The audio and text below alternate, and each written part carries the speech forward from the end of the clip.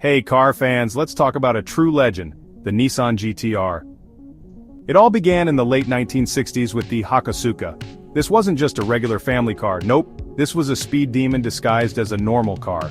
Under the hood was a 160 horsepower straight-six engine. That might not sound like a lot today, but back then, it was super fast. And it was. The Hakosuka won 52 races in just 3 years. That's amazing. It beat all the fancy European sports cars. The Hakosuka wasn't just about speed, it handled incredibly well. It was quick, responsive, and gripped the road perfectly. It proved you didn't need a fancy logo to make a great sports car. The Hakosuka was becoming a legend, and it paved the way for even better things. Now let's talk about the second generation, the Kenmeri.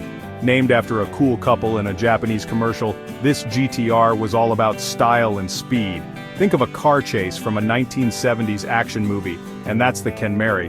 Unfortunately, because gas became expensive, they only made 197 of these beauties. It's a super rare car.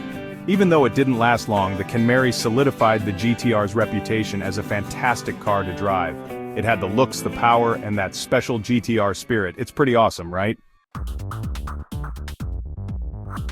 After a break, the GTR returned in 1989 with the R32. And wow, this one changed everything. This was Godzilla. This was the car that scared every other car company. The R32 was packed with technology, a 280 horsepower turbocharged engine, all-wheel drive, and really advanced suspension. This car was built to win. And it did. The R32 won every race it entered. It was unbeatable and amazing to watch. The R32 wasn't just a car, it was a phenomenon. Some people say the R33 and R34 weren't as good as the R32. Don't believe them, they're wrong. The R33 was a little bigger and fancier, but it was still a fantastic race car. And then there's the R34. This GTR became a legend. It was in tons of video games and movies, and for good reason. It looked awesome, and it was incredibly fast. It was a beast. And that brings us to the R35, the current GTR. This one is a bit different. It's still powerful and fast, but it's more refined and sophisticated. Some might say it's a bit too mature, but don't be fooled. It can still beat supercars.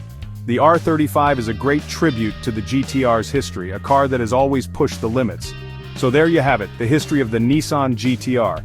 It's a story of passion, innovation, and a constant drive to be the best. And you know what? I think this is just the beginning. The best is yet to come.